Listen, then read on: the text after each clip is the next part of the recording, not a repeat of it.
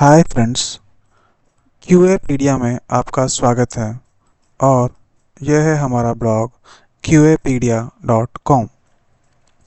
आज जो टॉपिक हम डिस्कस करने वाले हैं वो है JavaScript tutorial, different ways of declaring और defining a function in JavaScript.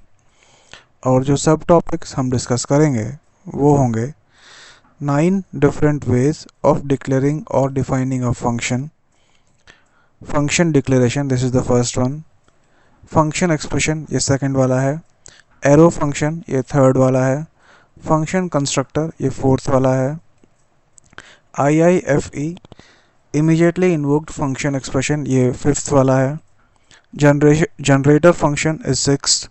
Anonymous function seventh है। रिकर्सिव फंक्शन एट्थ है। और हायर ऑर्डर फंक्शन नाइन्थ है। और सबसे लास्ट में होती है समरी ऑफ द सेशन।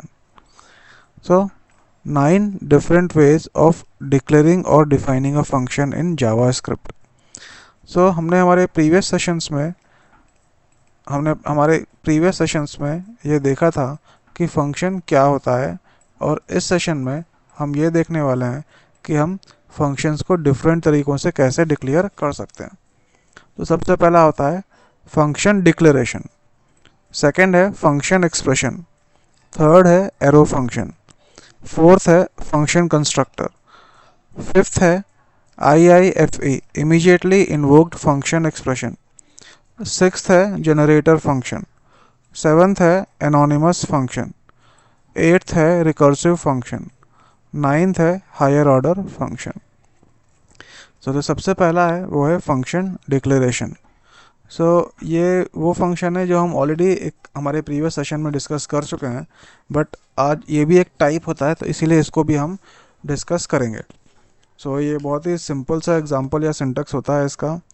हमें एक फंक्शन कीवर्ड लिखना पड़ता है, फिर हमारे फंक्शन का नाम लिखना होता है, फिर दो पैरेंथेसिस लगाने होते हैं, फिर एक करली ब्रेसेस और उसके अंदर फंक्शन की बॉडी या डेफिनेशन लिखनी होती है, और फिर करली ब्रेसेस क्लोज हो जाते हैं। और उसके बाद इस फंक्शन को कॉल करने के लिए हम इस नेम का यूज़ करते हैं। वहाँ पर हम नेम के साथ सेमीकोलन लगाते हैं और ये फंक्शन कॉल हो जाता है, फंक्शन इन्वोक हो जाता है। फंक्शन तब तक एग्जीक्यूट नहीं होता है जब तक हम उसको इन्वोक नहीं करते हैं, जब तक हम उसको कॉल नहीं करते हैं। तो देखते हैं अभी हम फर्स्ट टाइप ऑफ फंक्शन।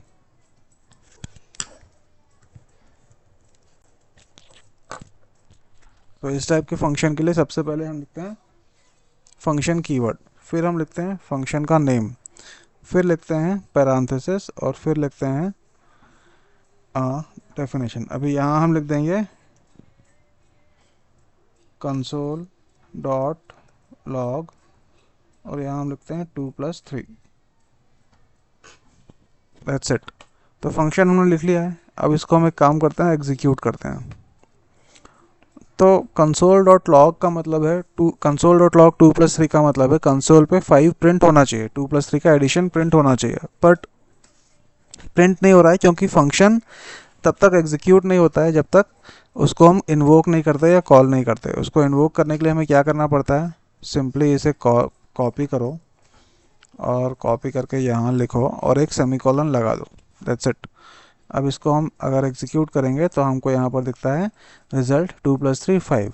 अब यहाँ पर अगर हम 2+3 की जगह 3+3 कर दें और फिर एग्जीक्यूट करें तो यहाँ पर आता है 6। और यहाँ पर अगर हम 3+3 की जगह 5+3 कर दें तो यहाँ पर आता है 8। इस तरीके से एक फंक्शन एक्सप्रेशन काम करता है। So that's it. अभी हम देखेंगे फंक्शन डिक्लेरेशन काम करता है। अब इस टाइप का जो फंक्शन होता है उसके 4 टाइप्स होते हैं, क्योंकि हमने देखा था there are 4 types of function. वो 4 टाइप्स कौन से होते हैं?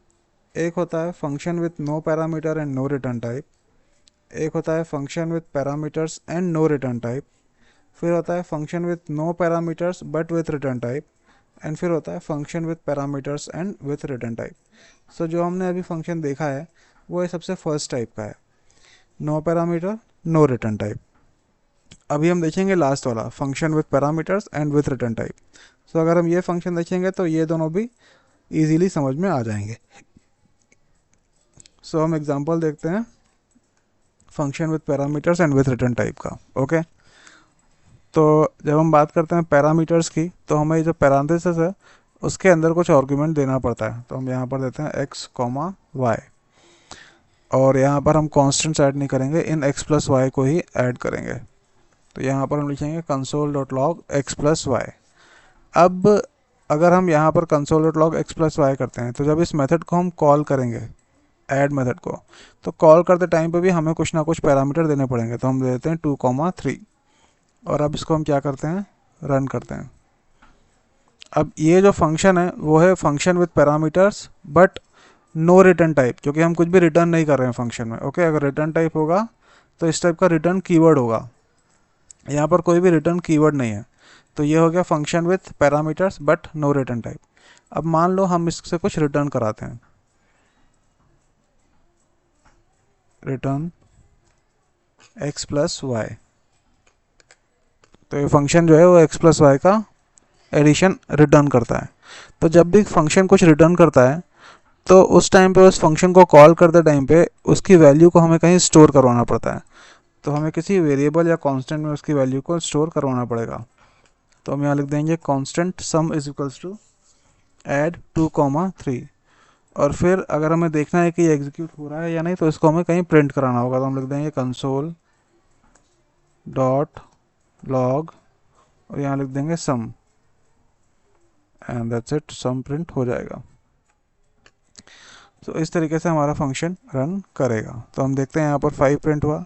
अगर हम चाहें तो यहाँ पर 2+2, 3 की जगह पे 6, 3 दे देंगे और देखते हैं क्या आता है। फिर 9 प्रिंट होगा, 6+3 9 होता है। सो इस तरीके से फर्स्ट वाला फंक्शन हमारा फंक्शन डिक्लेरेशन काम करता है। अब सेकेंड फंक्शन कौन सा है, function expression. So function expression जो होता है वो एक टाइप ऑफ एनोनिमस फंक्शन होता है। अब एनोनिमस फंक्शन क्या होता है, एनोनिमस फंक्शन वो फंक्शन होता है जिसका कोई नाम नहीं होता है। तो हमारे पिछले वाले एग्जांपल में जब हमने फंक्शन लिखा था तो फंक्शन के साथ उसका एक नाम लिखा था, पर एनोनिमस फंक्शन में हम कोई भी नाम नहीं लिखते हैं, हम डायरेक्टली फंक्शन लिखते हैं और फंक्शन के बाद हम क्या लिखते हैं, पैरेंथेसिस लिखते हैं। जैसे हमने यहाँ पर लिखा फंक्शन और यहाँ पर ऐड था और यहाँ पर पैरेंथेसिस था, तो हम यहाँ ऐड हटा देंगे एंड ओनली पैरेंथेसिस लिखेंगे। ओके, तो उसको देखते हैं अभी हम।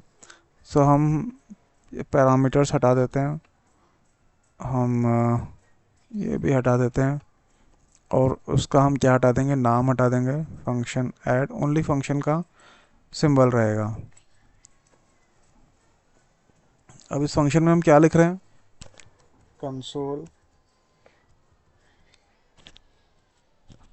console.log लिखेंगे 2+3 एंड दैट्स इट। अब यहाँ एक बड़ी प्रॉब्लम है कि इस फंक्शन को अगर हमें कॉल करना है या इन्वोक करना है, तो इस फंक्शन का कोई नाम तो है नहीं, इसको इन्वोक कैसे करेंगे, इसको कॉल कैसे करेंगे। इस टाइप के फंक्शन को अगर जब कोई इसका नाम ही नहीं है तो इसको हम कॉल कैसे करेंगे, how can we call this type of function. तो हम क्या करते हैं, इस फंक्शन के आगे हम एक कांस्टेंट असाइन करते हैं इस फंक्शन को,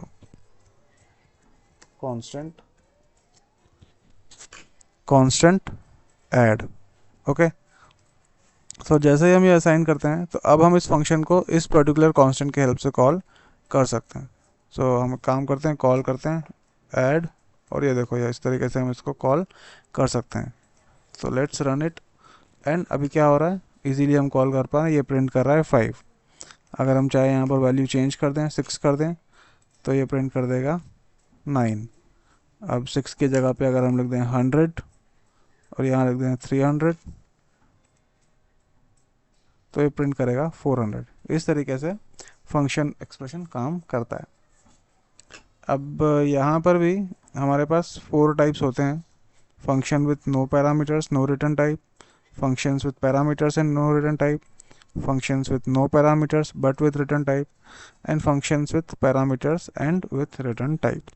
So हम ये लास्ट वाला फंक्शन देखेंगे, लास्ट वाला एग्जांपल। सो हमें सारे एग्जांपल्स क्लियर हो जाएंगे। हमने ये वाला एग्जांपल ऑलरेडी ऊपर यहाँ देख लिया है। ओके, अभी हम देखेंगे ये लास्ट वाला एग्जांपल। सो हमें कुछ नहीं करना है, यहाँ पर एक पैरामीटर्स प्रोवाइड करना है x कॉमा वाई, और यहाँ पर हमें क्या करना है, x एंड y को ऐड करना है, x प्लस वाई करना है। और उसके बाद इस फंक्शन को जब हम कॉल करेंगे तो यहाँ पर हम अपनी तरफ से कुछ वैल्यू देंगे, 50 कॉमा 20।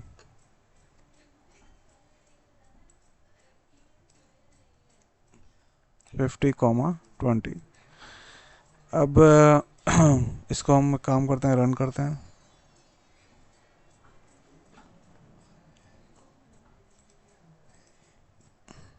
तो यहाँ पर 70 प्रिंट हो रहा है। ओके, अब मान लो हमने यहाँ पर पैरामीटर्स दिए हैं बट रिटर्न टाइप नहीं दिया, तो मान लो अब हम यहाँ पर रिटर्न टाइप दे देते हैं।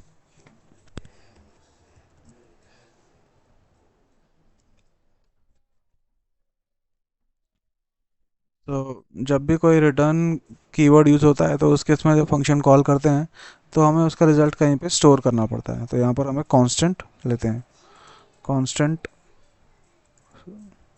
सम इज इक्वल्स टू दिस, और इस सम को हम प्रिंट करा देंगे कंसोल डॉट लॉग के थ्रू।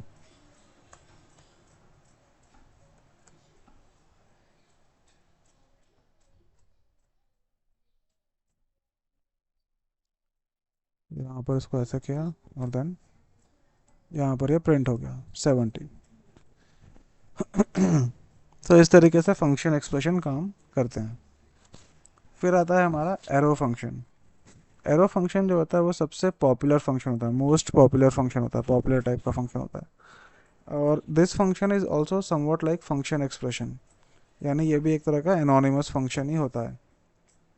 तो हमें यहाँ पर क्या होता है, पर यहाँ पर क्या होता है कि एक फंक्शन एक्सप्रेशन में हमें यहाँ पर फंक्शन कीवर्ड लिखना पड़ता है, बट एरो फंक्शन में हमें वो फंक्शन कीवर्ड लिखने की ज़रूरत नहीं है।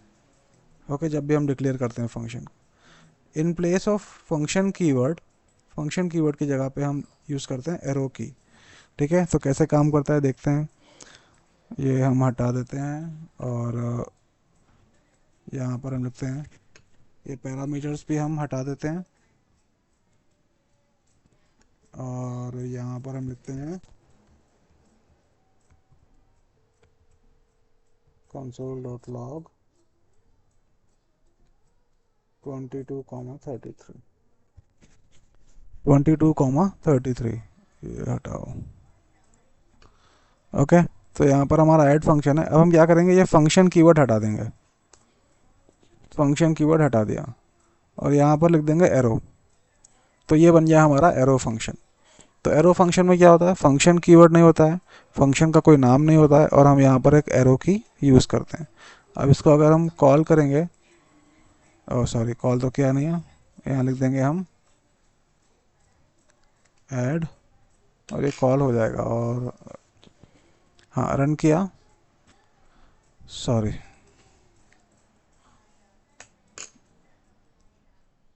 22 + 33 is 55।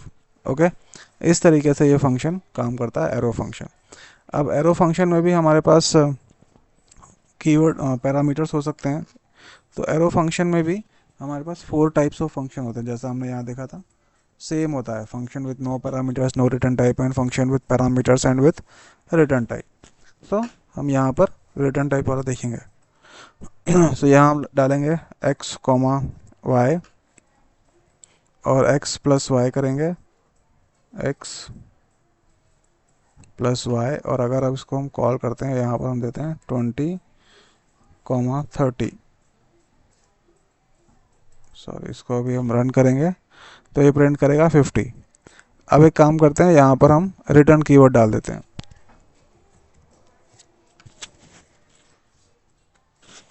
Return x plus Y, ये डाल दिया। तो अब अगर ये फंक्शन कुछ रिटर्न कर रहा है तो हमें, जब भी हम इस फंक्शन को कॉल करेंगे तो हमें इसकी वैल्यू किसी कांस्टेंट या वेरिएबल में स्टोर करनी पड़ेगी। Okay, const sum is equals to this, and then we have to print that sum.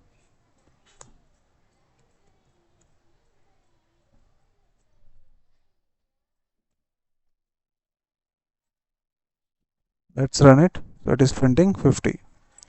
Let's run it. It is printing 50. अब हम यहाँ पर एक काम करते हैं, 200 और 300 को रन करते हैं, ऐड करते हैं, तो ये प्रिंट कर रहा है 500।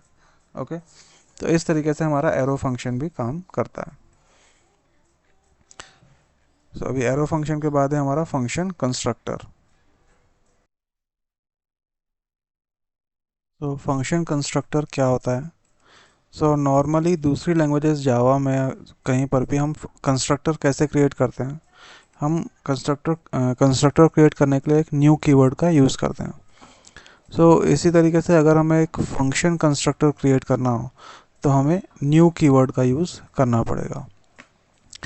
तो रूल्स क्या होते हैं फंक्शन कंस्ट्रक्टर क्रिएट करने के लिए? Write new keyword before function. So function के पहले हम लिखेंगे न्यू कीवर्ड, फिर there will be arguments in the parenthesis. So parenthesis जो होते हैं उसमें आर्ग्यूमेंट्स होंगी, जो लास्ट आर्ग्यूमेंट होगी वो होगी डेफिनेशन और बॉडी ऑफ द फंक्शन। सो उस फंक्शन की जो भी डेफिनेशन होगी वो होगी उसका लास्ट आर्ग्यूमेंट। जो first argument, second argument, third argument जो भी होते हैं वो सब पैरामीटर्स होंगे जो हमें उस पर्टिकुलर बॉडी में यूज़ करना है। तो ये जो हमारी डेफिनेशन है या कोड है या बॉडी है, इसमें हमें पैरामीटर्स यूज़ करना है एक्स एंड वाई का। तो फर्स्ट पैरामीटर और सेकेंड पैरामीटर वो आर्ग्यूमेंट्स होंगे, वो पैरामीटर्स होंगे एक्स एंड वाई। और जितने भी आर्ग्यूमेंट्स हम लिखते हैं उनको हमें सिंगल कोट्स में लिखना होगा और सबको कॉमा से सेपरेट करना पड़ेगा। सो हम एक फंक्शन कंस्ट्रक्टर जो है वो कुछ इस तरीके से है लिखते हैं। Okay, so let's write function constructor. New function, और यहाँ पर हम लिखेंगे कंसोल डॉट लॉग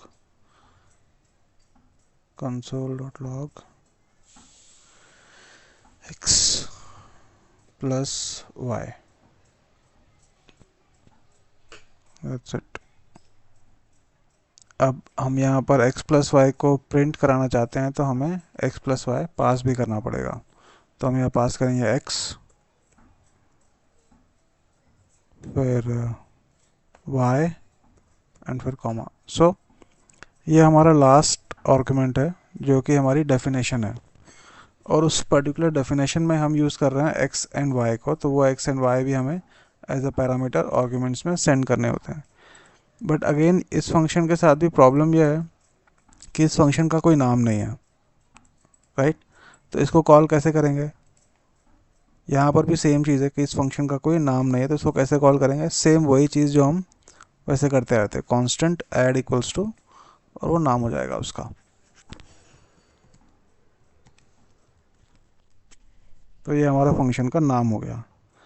अब इसको अगर हमें कॉल करना है तो हम यहाँ पर क्या प्रोवाइड कर रहे हैं?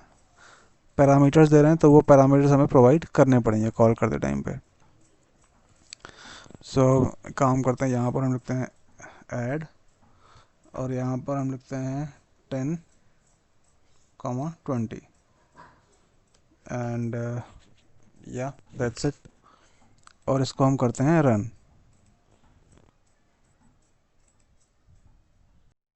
तो हमको ये एरर आ रहा है, add is not a function. So problem ये हो गई है कि जब हम कांस्टेंट ऐड इक्वल्स टू लिख रहे थे तो न्यू फंक्शन जो है वो शायद डिलीट हो गया था।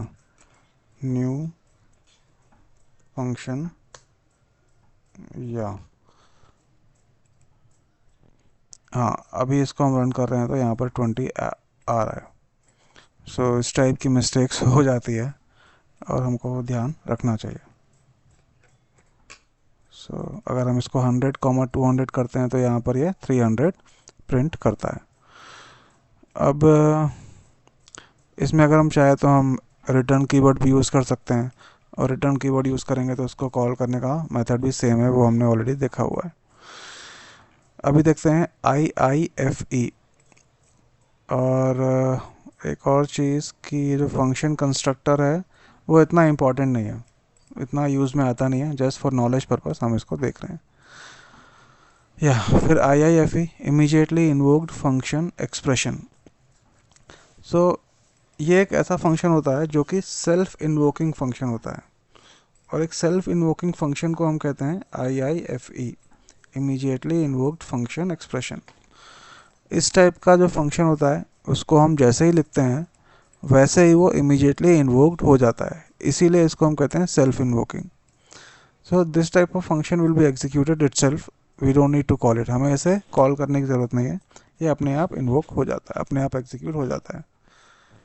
अब इसको लिखने का रूल क्या है, रूल्स फॉर क्रिएटिंग IIFE। सबसे पहले एक पैरांथेसिस लिखना होता है, ओके।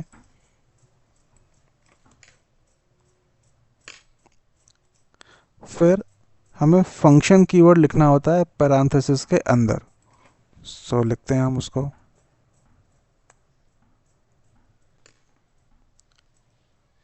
फिर उस फंक्शन को हमें एक नॉर्मल फंक्शन की तरह डिफाइन या डिक्लेयर करना पड़ता है। सो वो भी कर लेते हैं हम अभी। इस तरीके से हम यहाँ पर फंक्शन को जो भी कुछ बॉडी होगी वो लिख देंगे हम कंसोल डॉट लॉग 20 + 30 एंड या दैट्स इट। और उसके बाद सबसे लास्ट में एक पैरेंथेसिस लिखना होता है और एक सेमीकोलन लगाना होता है। तो फंक्शन के बाहर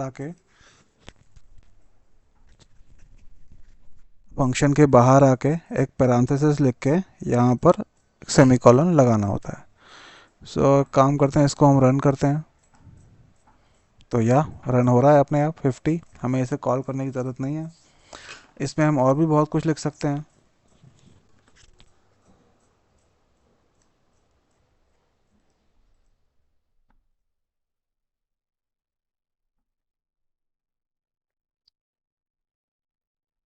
यहाँ लिख सकते हैं हेलो QA पीडिया एंड फिर हम लिख सकते हैं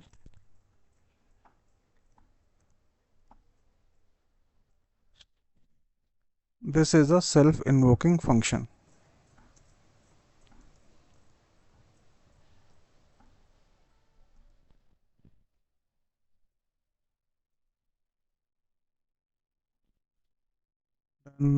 हो गया।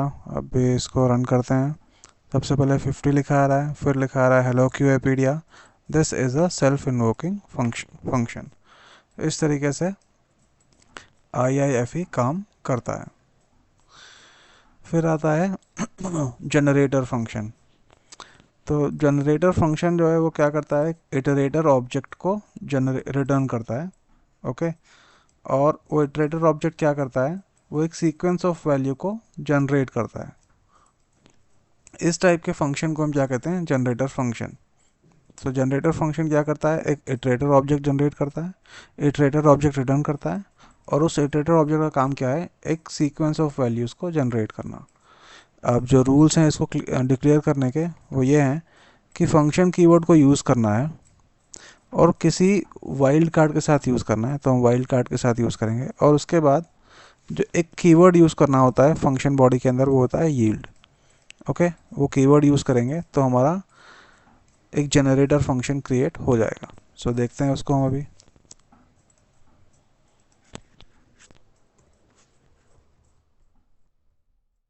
फंक्शन स्टार जनरेट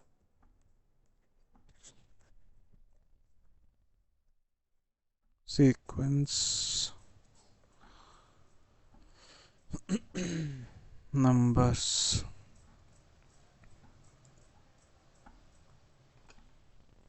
और उसके बाद हमें यहाँ पर यील्ड कीवर्ड यूज़ करना है, तो हम करते हैं वो।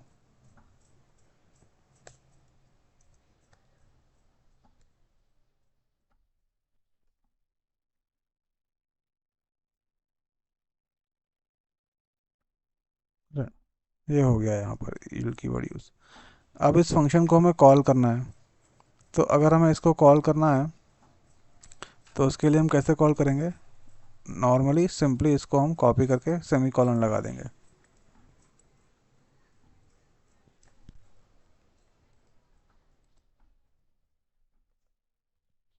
तो हमने यहाँ पर लगा दिया सेमी कॉलन। और इस फंक्शन को हम कॉल कर सकते हैं। बट प्रॉब्लम यह है कि यहाँ पर एक यील्ड कीवर्ड यूज़ हुआ है। ये जो यील्ड कीवर्ड होता है ये एक तरह से रिटर्न टाइप होता है, रिटर्न कीवर्ड की तरह होता है। तो इसका मतलब ये फंक्शन जो है कुछ ना कुछ रिटर्न करता है। तो जब भी इस फंक्शन को हम कॉल करते हैं तो हमें उसकी वैल्यू को एक किसी वेरिएबल में स्टोर करवाना पड़ेगा। तो हम एक वेरिएबल लेंगे यहाँ पे, constant generator is equals to generate sequence number. Okay, अब अगर हमें इसे प्रिंट करना है तो हम क्या कर सकते हैं, console dot log generator dot next dot value. So इसको हम एक काम करते हैं, प्रिंट करते हैं। ये जो कंसोल डॉट लॉग है वो एक वैल्यू प्रिंट कर रहा है विच इज़ 1, जो कि यहाँ पर हम 1 रिटर्न कर रहे थे। अब अगर हमें 2 और 3 भी प्रिंट करना है तो क्या करना होगा, सिंपली कॉपी करो एंड दैट्स इट, और उसके बाद फिर इसको रन कर दो। तो ये प्रिंट करता है 1 2 एंड 3।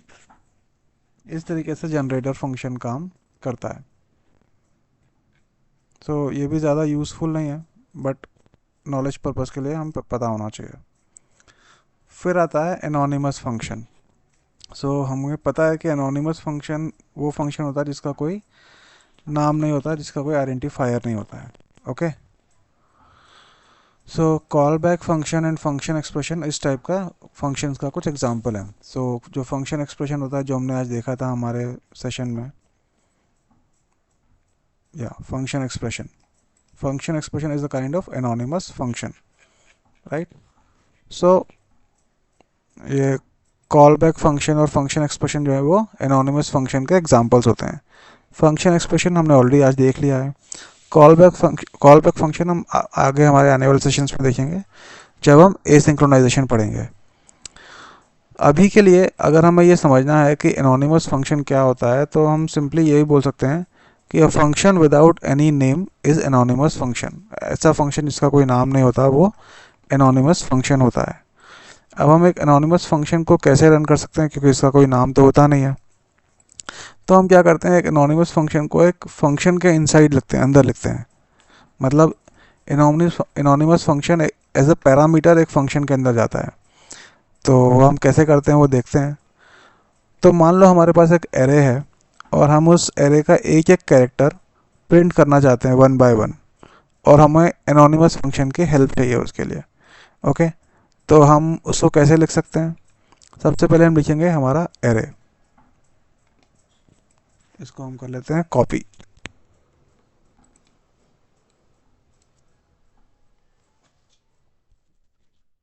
अब हम क्या करेंगे, हम इस पर्टिकुलर एरे के लिए फॉर ईच मेथड का यूज़ करेंगे। फॉर ईच मेथड हमने ऑलरेडी देखी थी। फॉर ईच मेथड के अंदर हम क्या, फॉर ईच मेथड जो है वो खुद एक मेथड है, तो उसमें हम एक फंक्शन को एज अ पैरामीटर पास करेंगे। ओके, और उसकी बॉडी लिखेंगे। और क्योंकि इस फंक्शन का कोई नाम नहीं है तो ये एक एनोनिमस फंक्शन होगा जिसको हम एक फंक्शन के अंदर, एक फंक्शन मतलब फॉर ईच मेथड या फॉर ईच फंक्शन के अंदर यूज़ कर सकते हैं। So let's see, num dot for each, और यहाँ पर हम लिखेंगे फंक्शन, और यहाँ पर लिखेंगे हम उसकी बॉडी। तो हम क्या कर रहे हैं, कंसोल डॉट लॉग, यहाँ पर हमने एक एलिमेंट लिया और एलिमेंट को हम कर रहे हैं प्रिंट। That's it.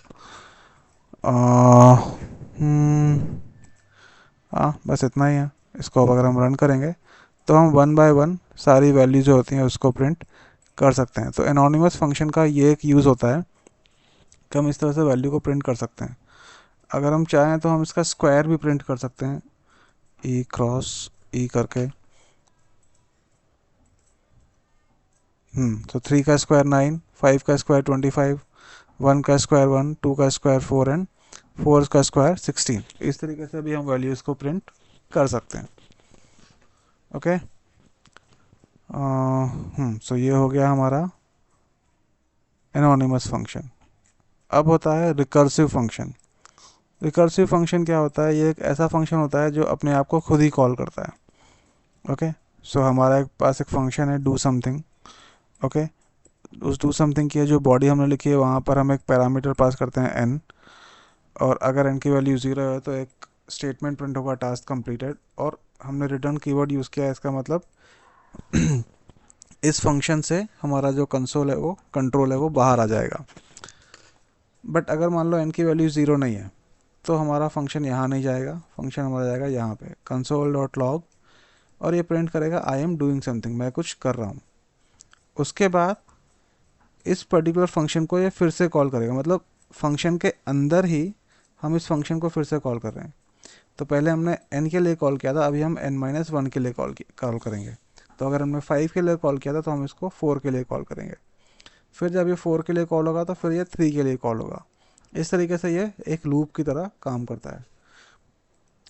ओके, और इसको हमें सबसे पहले क्या करना होता है, बॉडी लिखनी होती है, और उसके बाद इसको अगर हम एक बार बाहर से कॉल करते हैं तो फिर ये ऑटोमेटिकली एक लूप की तरह काम करता है। सो लेट्स सी दिस, इसको हम देखते हैं अभी।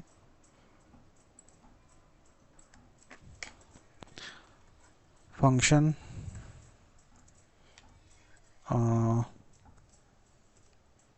डू समथिंग, और यहाँ पर हम डाल देते हैं वैल्यू n, और यहाँ हम लिखते हैं if n equal to 0, then print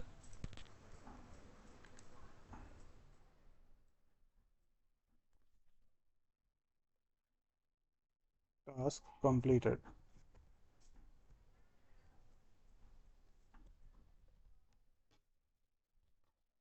and then come outside the loop. Otherwise print console.log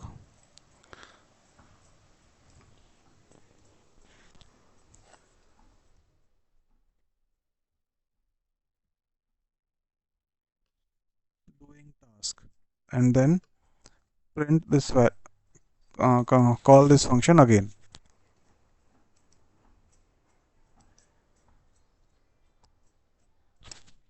n-1। अब इस फंक्शन को बाहर से भी कॉल करना पड़ेगा, तो हम कॉल करते हैं इसको।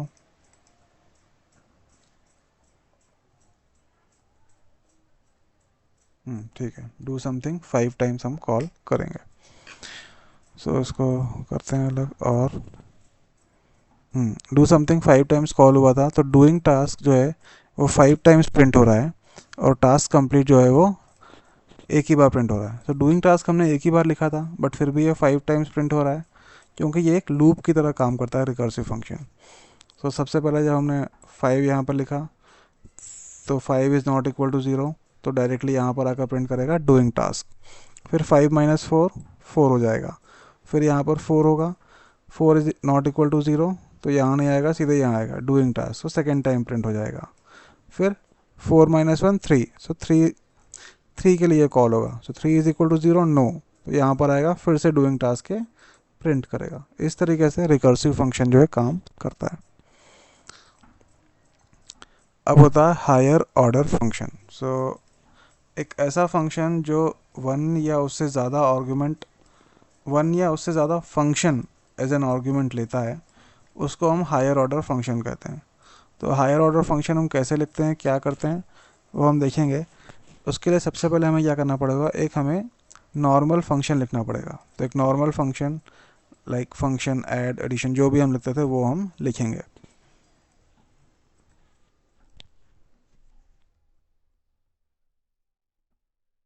Function add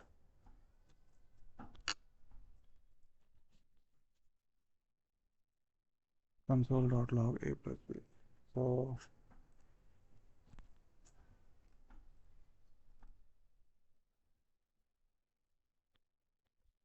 console.log a plus b, ये हमारा नॉर्मल फंक्शन है। अब हम क्या करेंगे, एक हायर ऑर्डर फंक्शन लिखेंगे। ओके, उसका नाम देंगे ऑपरेट। तो यहाँ लिखेंगे हम higher order function, function keyword नाम है ऑपरेट, फिर यहाँ जाएगा फंक्शन का नाम,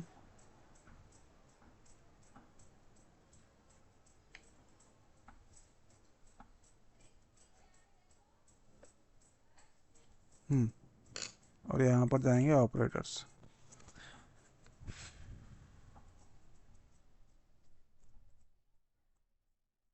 और यहाँ पर हम फंक्शन को कॉल करेंगे, दैट्स इट।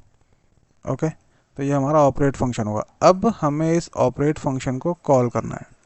ओके, तो ऑपरेट फंक्शन को हम कॉल कैसे करेंगे, यहाँ लिखेंगे ऑपरेट, और यहाँ पर हमने इस फंक्शन को कैसे कॉल किया, लिखा ऑपरेट, फंक्शन नेम की जगह पे हमने डाल दिया ऐड, और फिर हमने आर्गुमेंट दे दिया 1 2, एंड दैट्स इट। इस तरीके से हमारा हायर ऑर्डर फंक्शन काम करता है। इसको हम करते हैं रन, तो ये 3 प्रिंट कर रहा है। अब अगर हम चाहें तो पैरामीटर चेंज कर सकते हैं, यहाँ पर हम देंगे 3, तो ये प्रिंट करेगा 3 + 2 5। यहाँ हम लिख देंगे 20, तो ये प्रिंट करेगा 23। अब ठीक है, पैरामीटर्स तो हम चेंज कर सकते हैं। अगर हम चाहें तो एक और फंक्शन लिख सकते हैं, फंक्शन मल्टीप्लिकेशन के लिए।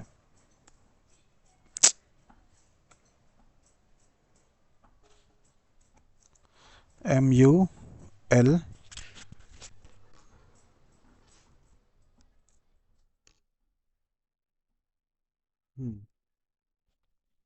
तो डन, ये हमारा मल्टीप्लाई फंक्शन में लिख दिया। अगर हम चाहें तो अब ऑपरेट को मल्टीप्लाई के लिए भी कॉल कर सकते हैं। तो यहाँ पर हम लिख देंगे Ctrl+C, और ये हो गया Ctrl+V। So let's run it.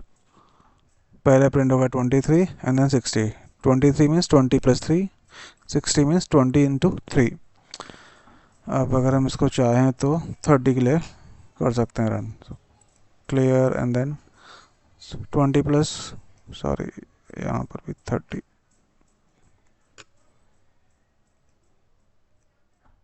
सो या 20 + 30 50, एंड देन 20 × 30 600। तो इस तरीके से हमारा हायर ऑर्डर फंक्शन काम करेगा। हम इसको अलग अलग फंक्शंस के लिए भी कॉल कर सकते हैं। सो ये हो गए हमारे सारे functions, different types of declaration of function.